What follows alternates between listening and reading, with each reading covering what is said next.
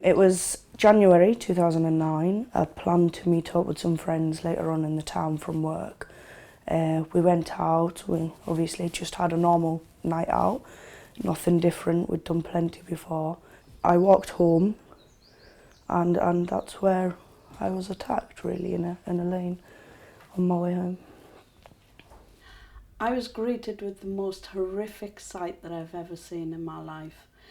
Layla was stood in a corner. I went over and she was bruised, she was cut, her hair was cut, her dress was torn. It was just the most horrific sight any mother would have the misfortune to see. The police were there at the same time. They did nothing, they just stood there. They were like a pair of statues and they didn't seem to know how to deal with anything. I was examined at my local hospital and the forensics doctor had obviously found bruising on my body and she found a lump to the back of my head. But the main thing she found was a pubic hair amongst mine. The pubic hair that was found was blonde and clearly I am dark. They bagged it and unfortunately later was destroyed in testing. But that would have been one of the crucial things for my case. I ended up being questioned numerous occasions for almost now 2 weeks, and I asked the officer at the time why I was there and what the reasoning was, and his only response was, if you tell him the truth, you'd have nothing to hide or worry about. That's when I realised, hold on, this is not right.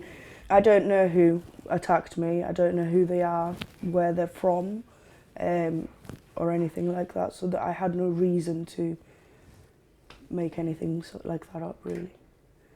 There was two people who spotted two males around the area of where I was attacked and also matched the description I actually gave the police.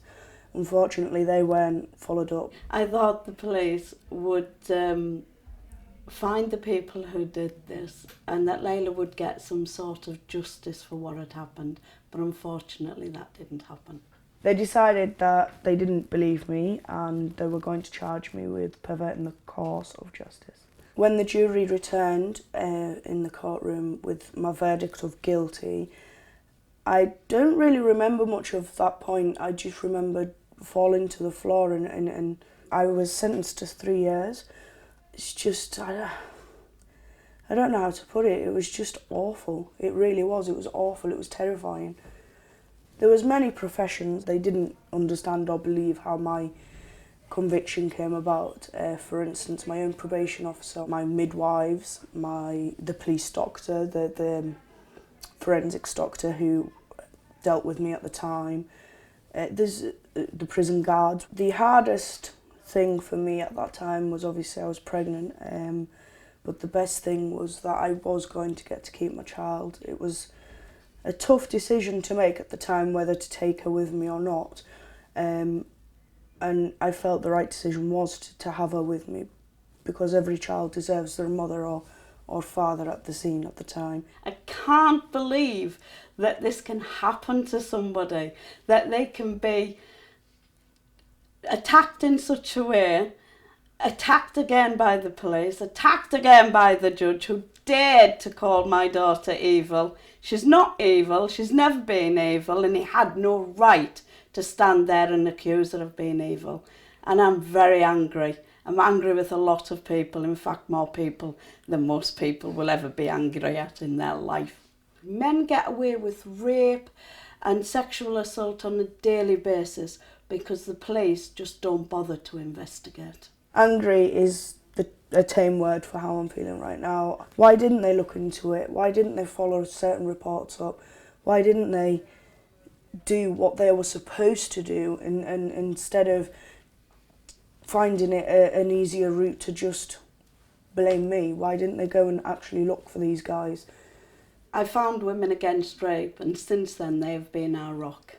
Our whole family's been affected by what happened to Layla. It wasn't, she paid the price, but we did too. We have to keep fighting for her to be cleared of the crime that she never committed.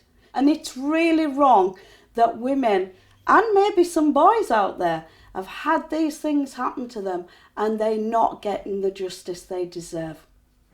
I'm doing this film now to just make people aware that this does happen, and it could be you, your wife, your cousin, your niece, you know.